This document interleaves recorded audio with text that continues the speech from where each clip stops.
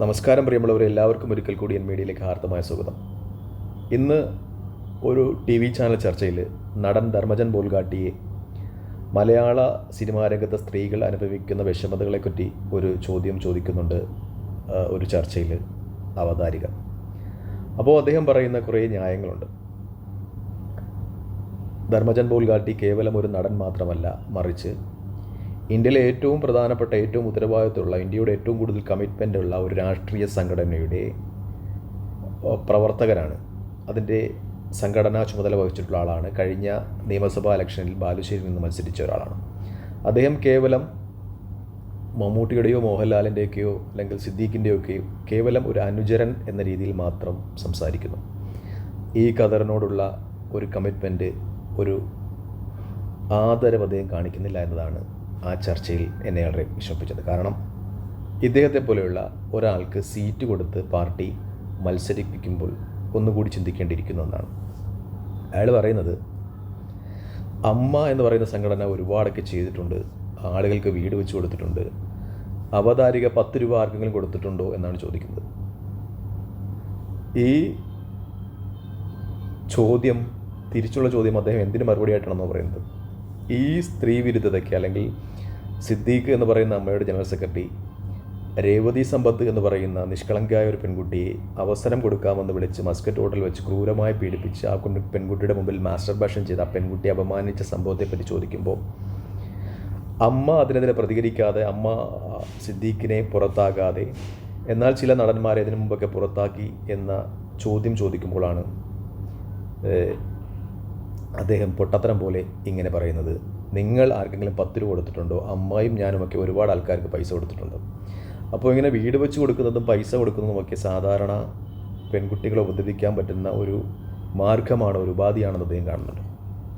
മറ്റൊന്ന്, അദ്ദേഹം സംസാരിക്കുന്നത്, ആ സംസാരത്തിൻ്റെ രീതി കാണുമ്പോൾ തന്നെ അറിയാം, മദ്യപിച്ചുകൊണ്ടിരിക്കുന്നതിനിടയിലാണ് അദ്ദേഹത്തെ വിളിച്ചത്.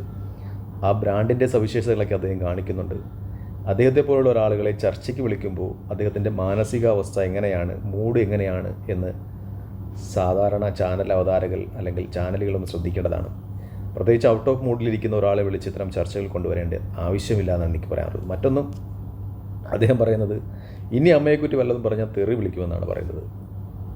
ഒരു രാഷ്ട്രീയ പശ്ചാത്തലം കൂടിയുള്ള ഒരാൾ ഇത്തരം സംഭാഷണങ്ങൾ ചെയ്യുമ്പോൾ ശ്രദ്ധിക്കണമെന്നാണ് എനിക്ക് പറയാനുള്ളത്. ഒരു ജനാധിപത്യ രാഷ്ട്രത്തിൻ്റെ നെടുംതൂണാണ് പത്രങ്ങൾ. അതിന് ആവശ്യമായ പത്രങ്ങൾ അഥവാ മീഡിയകൾ, ഇപ്പോൾ മീഡിയകളാണല്ലോ ഇമ്പോർട്ടൻസ്. പത്രങ്ങൾ അതിൻ്റെ ഈ സമൂഹത്തിൽ, ഈ ആധുനിക സമൂഹത്തിൽ പത്രങ്ങളെക്കാൾ കുറച്ചുകൂടി ഇമ്പോർട്ടൻസ് വരുന്നത് മീഡിയകൾക്കാണ്. അപ്പോൾ അതിനെയൊക്കെ ബഹുമാനിക്കാതെ വെറും സിദ്ദീഖിൻ്റെയും അല്ലെങ്കിൽ അമ്മയുടെയും ബാബുചേട്ടൻ്റെയും എന്നൊക്കെ അദ്ദേഹം പറയുന്ന കുറേ സിനിമയിലെ പ്രഭുക്കന്മാരുടെ വെറും അടിമയായി മാത്രം അദ്ദേഹം സംസാരിക്കുമ്പോൾ ഇവിടെ ചെറുതാകപ്പെടുന്നത് അദ്ദേഹം പ്രദാനം ചെയ്യുന്ന രാഷ്ട്രീയ പ്രസ്ഥാനം കൂടിയാണ് എന്ന് ഓർമ്മ വേണം. കാരണം അദ്ദേഹം കഴിഞ്ഞ നിയമസഭാ ഇലക്ഷനിൽ കോൺഗ്രസിൻ്റെ സ്ഥാനാർത്ഥിയായിരുന്നു. കോൺഗ്രസ് വിഭാവനം ചെയ്യുന്ന രാഷ്ട്രത്തോടുള്ളൊരു കമ്മിറ്റ്മെൻറ്റും പ്രതിബദ്ധതയുണ്ട്. അതിനോടൊക്കെ അദ്ദേഹം മൂലം തിരിഞ്ഞു നിൽക്കുന്ന ഒരു നടപടിയാണ് സ്വീകരിച്ചിട്ടുള്ളതെന്നാണ് എൻ്റെ അഭിപ്രായം.